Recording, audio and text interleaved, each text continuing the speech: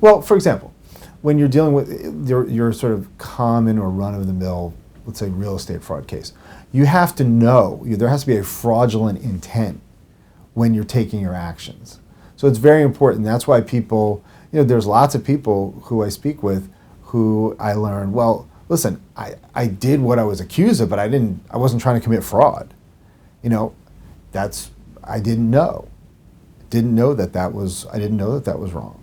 I recently represented someone in a trial who, was acquitted based on that standard. They didn't know that they were supposed to do something, and they didn't do it, but they didn't mean to not do it.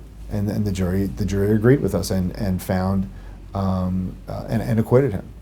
So I think that's very important. That's one of the key differences between white collar cases and non-white collar cases, is that you have to know what you're doing is wrong, because sometimes the area of law is super complex, and it's just very important. That's a very important distinction. Whereas in a homicide case, no one. It's not like you can't shoot somebody and say, well, I didn't know it was wrong to shoot somebody. If it's not in self-defense, right? That's not going to get you out of it.